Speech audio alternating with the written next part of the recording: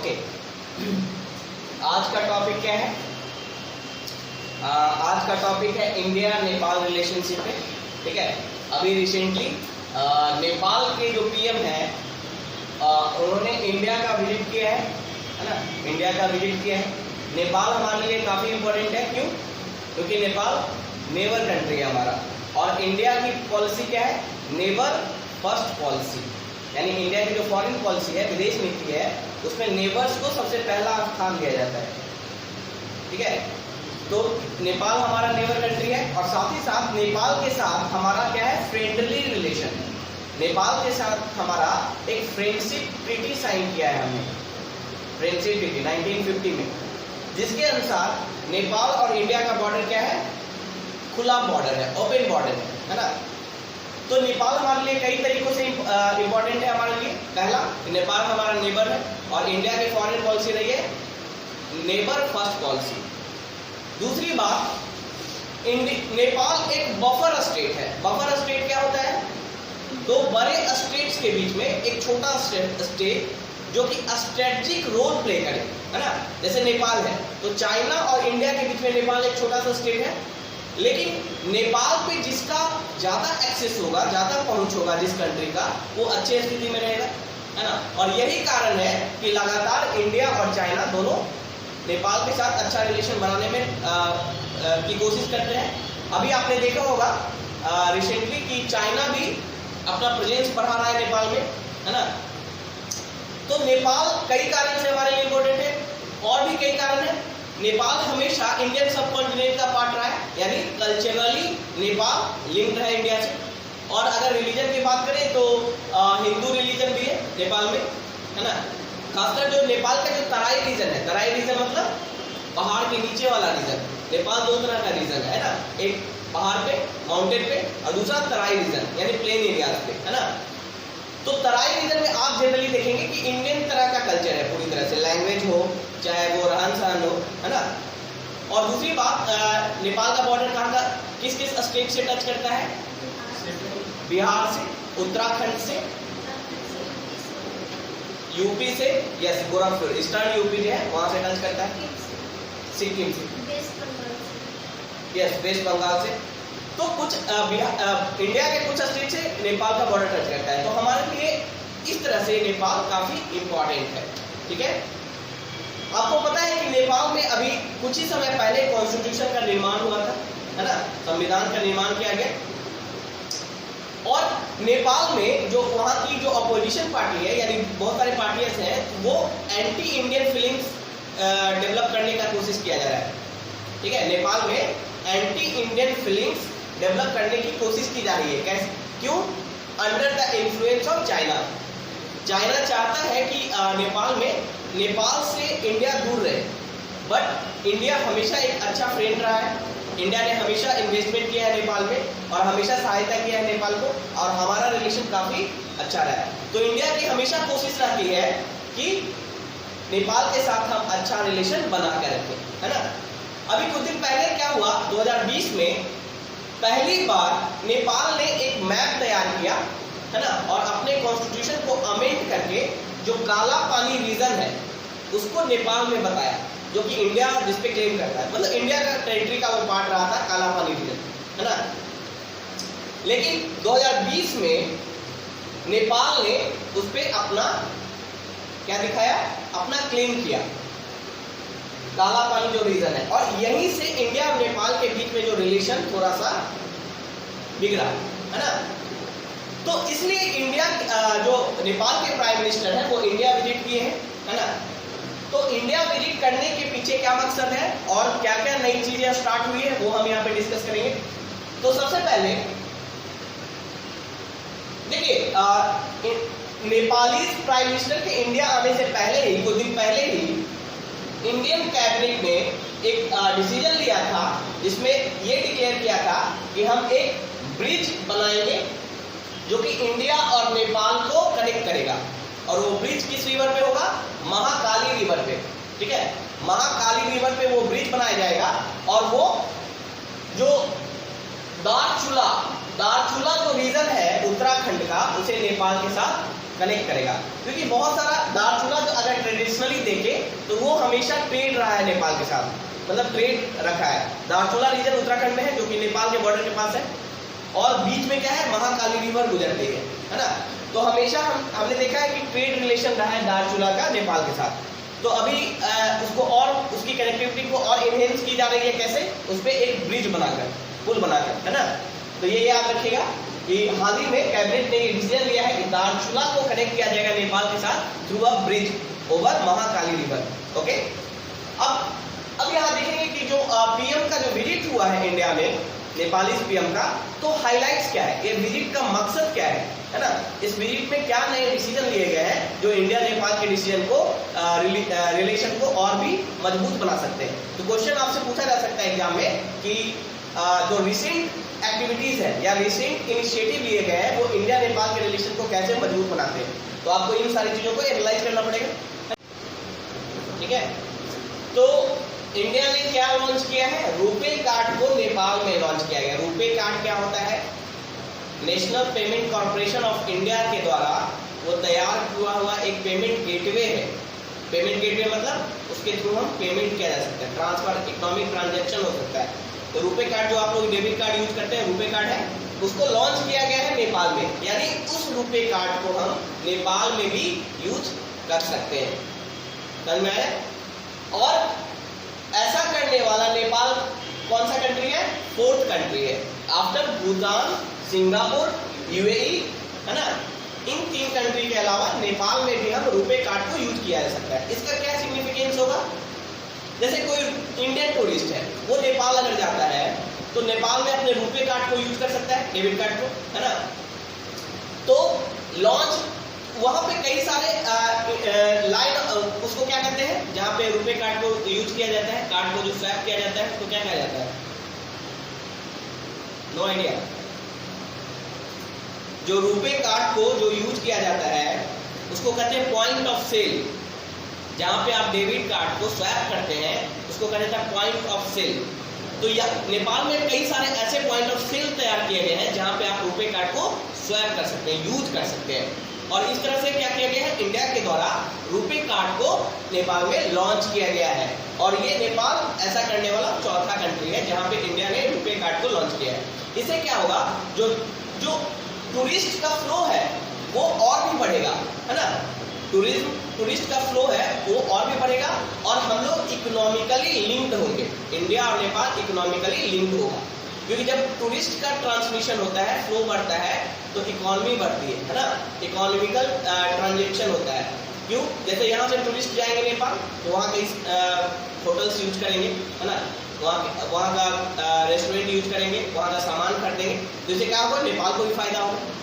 नेपाल से इंडिया आएंगे तो इंडिया को फायदा होगा। तो इस तरह से इकोनॉमिकली हम लोग लिंक्ड हो रहे हैं और ज़्यादा डिपेंडेंट हो रहे हैं, और इसी से बायलैटरल रिलेशन अच्छा होता है। बायलैटरल रिलेशन के कई सारे एस्पेक्ट्स होते हैं, जैसे कि economic relation, strategic relation, cultural relation. तो इन सारे एस्पेक्ट को जब हम स्ट्रेंथन करते हैं, मजबूत बनाते हैं, तो हमारा बायलैटरल रिलेशन बढ़ता है ना। इंडिया को उससे कैसे फायदा होगा, देखिए इंडिया को फायदा नहीं होगा, इकोनॉमिकली तो नेपाल को फायदा होगा, लेकिन नेपाल के जब टूरिस्ट आएंगे इंडिया में तब इंडिया को फायदा होगा। लेकिन हम क्या चाह रहे हैं कि हमारा इंटरेक्शन बढ़े नेपाल के साथ। जैसे अगर इंडियन पीपल टूरिस्ट के रूप में नेपाल में जाते हैं तो नेपाल के पास एक अकाउंटेबिलिटी होगी, अकाउंटेबिलिटी बढ़ेगी कि नहीं, इंडियन पीपल की तरफ होगा कि नहीं। अकाउंटेबिलिटी मीन्स अब वहाँ के टूरिस्ट जा रहे हैं, उनकी सेफ्टी, है ना, बाकी बहुत सारी चीजें, उनका जो लिंकेज है हमारे साथ बढ़ेगा कि नहीं, है ना।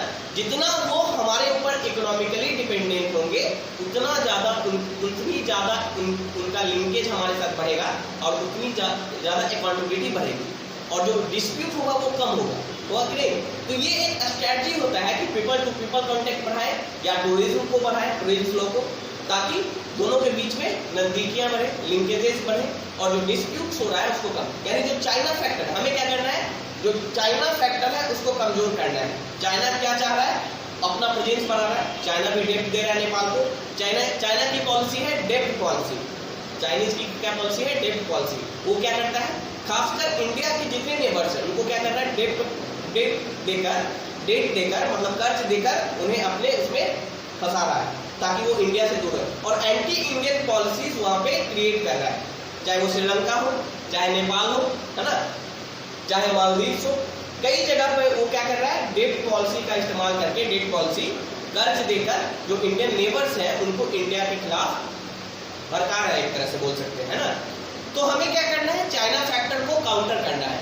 और चाइना फैक्टर को काउंटर कैसे किया जा सकता है, उनके साथ अच्छा हम अपना रिलेशन बढ़ा दें, है ना। वो कैसे करेंगे, उसके बहुत सारे एस्पेक्ट हैं, इकोनॉमिक इंटरेक्शन, कल्चरल इंटरेक्शन, तो उसी के तहत हम लोग ये सारे स्टेप्स ले रहे हैं, ठीक है। उसके अलावा है Nepal signed a framework agreement to join the India led ISA international solar alliance, ठीक है।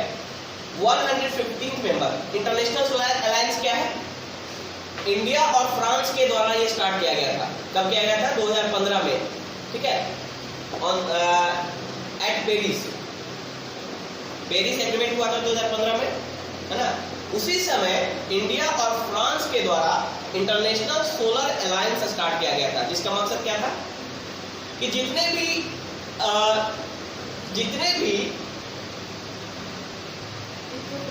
इक्वेटोरियल नहीं, जितने भी उसको क्या कहता है, ट्रॉपिकल, है ना, जितने भी ट्रॉपिकल कंट्रीज हैं जहाँ पे सन का लाइट काफी अच्छा आता है ना, जो अच्छा सनलाइट रिसीव करता है, जितने भी ट्रॉपिकल कंट्रीज हैं, ट्रॉपिक ऑफ कैंसर और ट्रॉपिक ऑफ कैप्रिकन के बीच में जितने कंट्रीज हैं जहाँ पे सन का लाइट काफी अच्छा आता है, उन कंट्रीज को मिला के एक ऐसा अलायंस बनाना जो सन एनर्जी को यूज करे, सोलर एनर्जी को यूज करके इलेक्ट्रिसिटी प्रोड्यूस करे, है ना, और अपने एनर्जी के रिक्वायरमेंट को पूरा करे। इससे क्या होगा, जो कार्बन पे जो हमारा डिपेंडेंस है, अभी भी मैक्सिमम जो इलेक्ट्रिसिटी प्रोड्यूस होता है वो किससे होता है, थर्मल पावर प्लांट के द्वारा, यानी कोल से।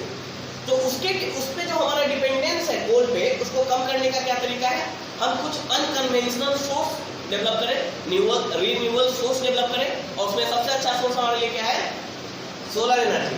खासकर ट्रॉपिकल जो कंट्री है, क्योंकि ट्रॉपिक्स के बीच में जो सनलाइट का इंसोलेशन है, इंसोलेशन मतलब इनकमिंग सोलर रेडिएशन, वो काफी अच्छा आता है ना। तो हम उस एनर्जी को ट्रैप करके अपने एनर्जी नीड्स को पूरा कर सकते हैं, और इसी मकसद से इंटरनेशनल सोलर अलायंस बनाया गया था। कब, 2015 में, पेरिस एग्रीमेंट के साइड में, है ना, पेरिस एग्रीमेंट जब हो रहा था उसी समय। और इनिशिएट किसने किया था, इंडिया और फ्रांस ने, यानी इंडिया और फ्रांस एक फाउंडर मेंबर्स हैं ISA के, है ना। और इसका हेडक्वार्टर कहाँ है ISA का, गुरुगांव में, इंडिया में, गुरुग्राम, ठीक है, वहां पे इसका हेडक्वार्टर है ISA का। तो ISA में नेपाल शामिल हो रहा है और 105वां कंट्री बनेगा, है ना। इसका मतलब क्या हुआ,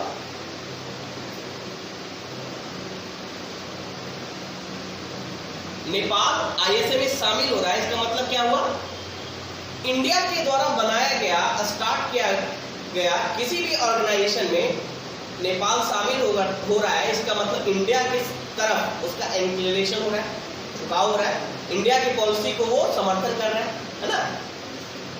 इसे अगर हम देखें तो ये हमारे रिलेशन को और बेहतर बनाएगा, क्योंकि इंडिया ने कुछ स्टार्ट किया, उसको वो सपोर्ट कर रहा है ना, उसमें शामिल हो रहा है। इसका मतलब इंडिया की पॉलिसी को, इंडिया जो फॉरेन लेवल पे जो पॉलिसी बना रहा है उसको वो सपोर्ट कर रहा है। तो ये हमारे रिलेशन को और भी मजबूत बनाएगा। तो देखिए, सिंपल न्यूज नहीं देखना है, न्यूज के पीछे जो एनालिसिस है वो भी आपको लिखना है लिखते समय, सिर्फ न्यूज नहीं ऐसे हुआ, इसका सिग्निफिकेंस क्या है वो भी वहीं पे आपको लिखना होगा, है ना। देखिए, और एक और मकसद है जो नेपाली PM जो आए हैं इंडिया, उसका एक और मकसद है कि जो इंडिया और नेपाल के बीच में जो बॉर्डर डिस्प्यूट है उसको बायलैटरली सॉल्व करना, without involving the third party, मतलब किसी तीसरे पार्टी को इन्वॉल्व किए बिना आपस में बायलैटरली, मतलब दोनों मिलकर उसको सॉल्व करें, ये भी एक मकसद है। ऐसा इसलिए है क्योंकि 2020 में ये विवाद बहुत ही बढ़ गया था। Under the influence of China, Nepal ने एक अपने कॉन्स्टिट्यूशन को अमेंड करने का मन बनाया था 2020 में, यूनिलैटरली मतलब अकेले, खुद की तरफ से, बिना इंडिया से पूछे ही। जो काला पानी जो इंडिया का पार्ट माना जाता था उसे उसने अपने टेरिटरी का पार्ट बताया था, और इसे इंडिया ने रिजेक्ट कर दिया। इस पे काफी सवाल भी उठे थे, और तब से इंडिया और नेपाल के बीच में जो रिलेशन था काफी अच्छा नहीं था, है ना। तो इसी रिलेशन को फिर से रिवाइव करने के लिए, फिर से उसे मजबूत बनाने के लिए नेपाली प्राइम मिनिस्टर ने विजिट किया इंडिया को, ताकि बॉर्डर डिस्प्यूट को सुधारा जा सके, ताकि कल्चरल लिंक बढ़ाया जा सके। साथ ही साथ नेपाल इंडिया के साथ कई सारे रीजनल कॉर्पोरेशन में, रीजनल ऑर्गेनाइजेशन में, कई सारे रीजनल ऑर्गेनाइजेशन में है नेपाल, जैसे, ठीक है। तो एक और क्या न्यू इनिशिएटिव लिया गया है, सोलू कॉरिडोर, जो कि इंडियन लाइन ऑफ क्रेडिट के द्वारा तैयार किया गया है। इंडियन लाइन ऑफ क्रेडिट मतलब इंडिया कई सारे कंट्रीज को, स्पेशली नेबर्स को क्रेडिट प्रोवाइड करता है। क्रेडिट क्या होता है? पैसा, है ना। क्रेडिट पे पैसा देता है। जैसे कोई प्रोजेक्ट है किसी कंट्री का, तो इंडिया क्या करता है? क्रेडिट के रूप में पैसा देता है ताकि वो प्रोजेक्ट पूरा कर सके। और इसी इंडियन लाइन ऑफ क्रेडिट के हिसाब से इंडिया ने जो इंडिया के द्वारा 200 करोड़ का प्रोजेक्ट तैयार किया गया है, सोलू कॉरिडोर, और जिसे इंडिया ने नेपाल को हैंड ओवर किया। मतलब नेपाल के लिए वो प्रोजेक्ट बनाया गया है। ट्रांसमिशन लाइन क्या है? ट्रांसमिशन लाइन क्या होता है? इलेक्ट्रिसिटी जो ट्रांसमिट करती है, पावर जो ट्रांसमिट करता है। मान लीजिए जैसे इंडिया ने इलेक्ट्रिसिटी प्रोड्यूस किया और उसे नेपाल को भेजना है ना। इंडिया ने इलेक्ट्रिसिटी प्रोड्यूस किया और उसे नेपाल को देना है, तो कैसे देगा वो? ट्रांसमिशन लाइन के थ्रू। तो इसीलिए इंडिया ने मतलब इंडियन लाइन ऑफ क्रेडिट से एक ट्रांसमिशन लाइन का एक कॉरिडोर तैयार किया है, सोलू कॉरिडोर। इसका मकसद क्या है? ट्रांसमिशन लाइन बिछाना। सोलू कॉरिडोर में क्या होगा? ट्रांसमिशन लाइन बिछाया गया है और उस ट्रांसमिशन लाइन के थ्रू इंडिया से नेपाल की तरफ इलेक्ट्रिसिटी ट्रांसफर की जा सकती है, ताकि उसका जो पावर का रिक्वायरमेंट है वो पूरा हो सके, है ना। तो इस तरह से हमने क्या किया, एक कल्चरली लिंक हम कर रहे हैं, पीपल टू पीपल कांटेक्ट बढ़ा रहे हैं। दूसरा, इंफ्रास्ट्रक्चर में डेवलपमेंट में हम उसका मदद कर रहे हैं, है ना। पावर जो उसका रिक्वायरमेंट है उसको पूरा कर रहे हैं। इकोनॉमिक कनेक्शन हो रहा है हमारा नेपाल के साथ। तीसरा इंपॉर्टेंट इनिशिएटिव क्या लिया गया है इस विजिट में? Launch India RuPay credit card in Nepal. This is a very good initiative taken by India. जो हमारा रुपे कार्ड है, रुपे क्या है? डेबिट कार्ड, डेबिट या क्रेडिट कार्ड दोनों होता है ना। रुपे डेबिट कार्ड है, ठीक है। रुपे जो है डेबिट कार्ड है, जो इंडिया के द्वारा तैयार किया गया है। कौन से सन